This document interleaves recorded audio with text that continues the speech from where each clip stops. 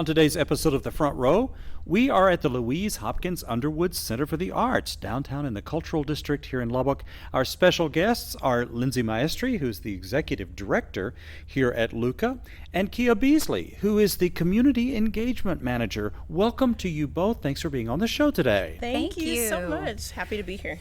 Well, one of the things that's going on at LUCA is a big film festival coming up, and we want to talk about that. But that's just one of many things. So we're going to try to get all of that into the show today if we possibly can.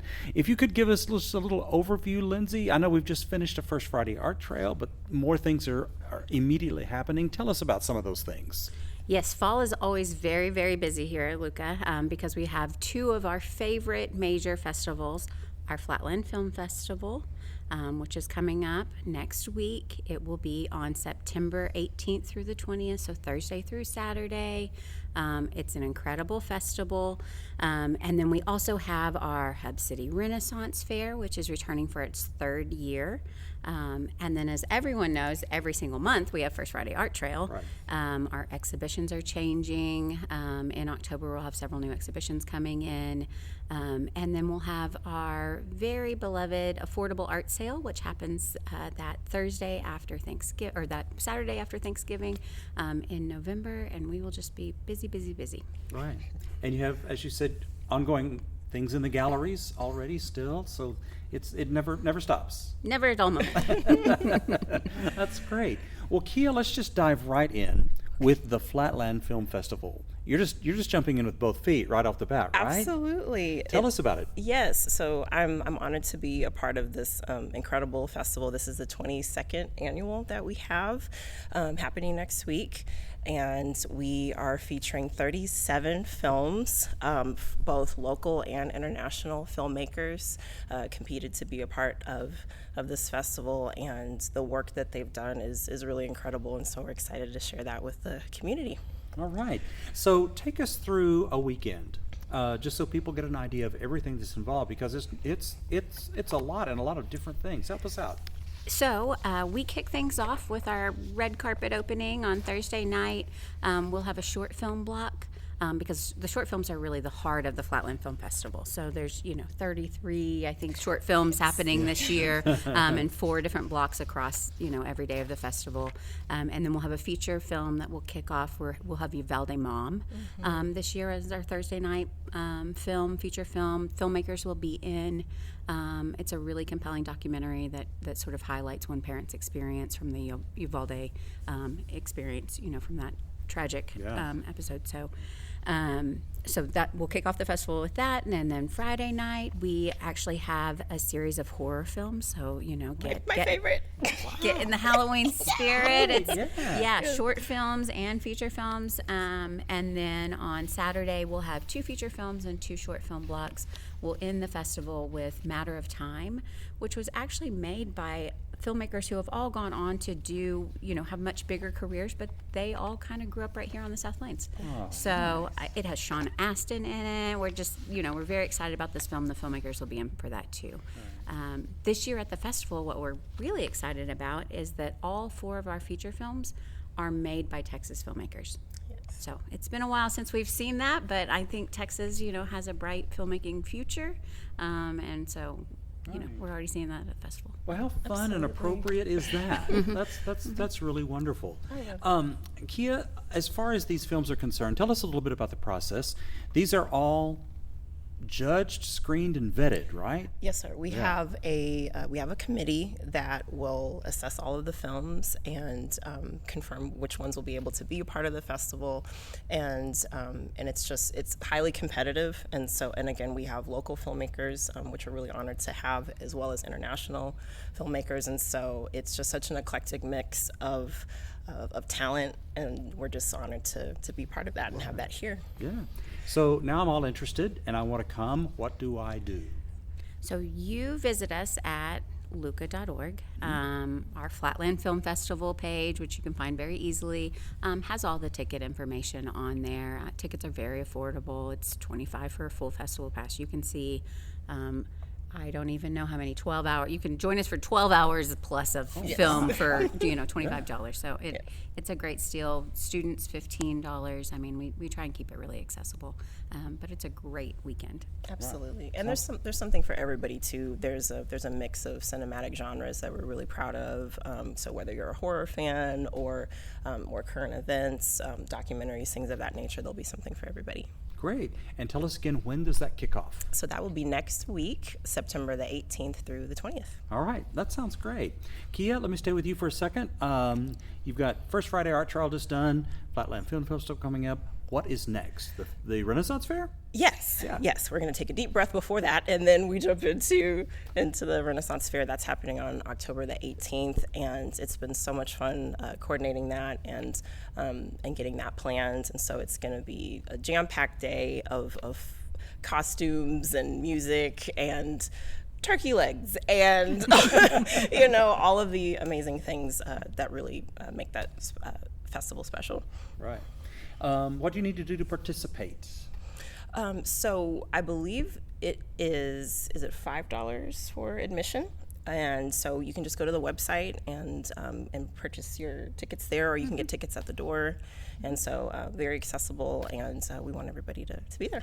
Great. You Excellent. can costume or not costume. Yes. Right. You can go either way, but all of our performers will be in costume. We have incredible resources at the Vernacular Music Center, Oh, right. and medieval studies at Tech, and then we're bringing in some cool local bands and a DJ who actually is going to do some Renaissance set, yes. medieval set from a DJ perspective. So it should be a really fun day. That's great. Excellent. That's coming up also in the fall. Yes. And at this point, we're probably well into the year. Tell me about like some ongoing things. I know you have galleried things all the time, but you also have classes and the clay studio too, right? We do. So we just kicked off a new series of classes for our clay studio. We do 2 different sections of classes in the fall. So if you miss this first round, because they are probably full, they fill up very fast, as anybody who's ever tried to get into them knows. There will be another round that kicks off in late October, and so we'll run, in a second set of sessions. But those range from, intro to wheel throwing. If you've ever wanted to learn how to throw on the wheel, we have intro classes, hand building, where you're actually doing more sculptural, based things, and maybe hand building, and then some really unique, fun classes. They always do some holiday classes, ornament making, some spooktacular kind of classes, which are really fun. Right. Yes. We're also excited to announce that we'll have our portrait and figure drawing classes that'll start up again starting on right after the Flatland Film Festival on September 21st. And so it's just $5 to participate in that. And so this is for more of our more seasoned artists, or even just someone who wants to come in and just try their skills out with portrait drawing or figure drawing. And we're excited to have that as well. Yeah, good. When I came in just a moment ago, I noticed some really cool artwork on the walls. Tell us what's currently in your exhibit. So we have Caroline Burton is in the main gallery.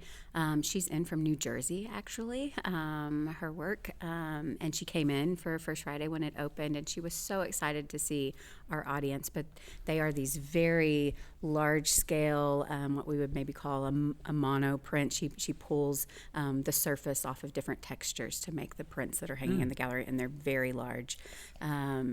And then we have Isabelle Dutois, and she has a beautiful exhibition of these very delicate oil paintings right now that are branches, but as you look into these different parts of the branches, you see that maybe they have a little bit of anatomy in them. So there are, they look like they've been stitched together, almost like skin would be stitched together in a way. So really beautiful exhibitions up right now.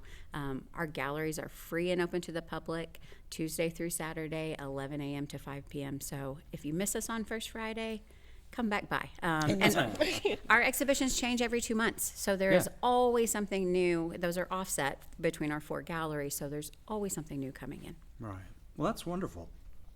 As we get near the holiday season, y'all do something very special, and it's wonderful for our community because you have it's an art sale, affordable art sale, right? When is that? So the affordable art sale is the Saturday after Thanksgiving. Right. And so it's always on that Small Business Saturday. We have it the same, same day every year, that November Saturday after Thanksgiving, when your family's in town and you just are ready to get out of the house with them.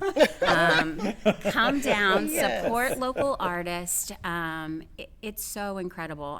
The theme of the affordable art sale is that everything's under $500. Most things are in that stocking stuffer kind of range of, $20, $30, maybe even less than that.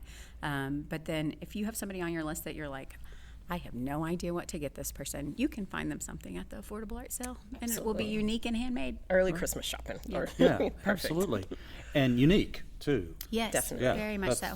And then a big part of those sales actually go back to the local artist. So we've had years where, Lubbock has come and support, and we have sold $20,000 worth of local art in one day, and the majority of those sales go right back to those artists. Right. So it's so incredible to see this community support come in for handmade local art. That's so great for Luca and for the Arts District to do something like that. That's wonderful. How do you solicit people for the art sale? Where do you get the art? So we do a bit of invitational. Our curator, Taylor Ernst, will reach out to some of our, artists that we've had year after year, and then we open it up. So we do have an open call that in the next 2 weeks will be up on our website. You can go look for it. It'll be up on our social media as well. If you're a local artist or you have handmade work that you would be interested, you apply, and then we have a committee that comes through. We only have a certain number of spots, but they come through and look through the work and select the work that will be included in the market. Great. Excellent. Well, thank you both so much for your time. I want to come back before the Renaissance event and talk to you about that more in specific. Also the affordable art sale, because we want to be sure and talk about that so people are reminded that they need to come do that. But thank you so much for the overview. We really appreciate it. Lindsey Maestri is the Executive Director here at the Louise Hopkins Underwood Center for the Arts. And Kia Beasley is the Community Engagement Specialist in Management. Thank you so much, both of you, for being on the show. Thank you so much, Clint.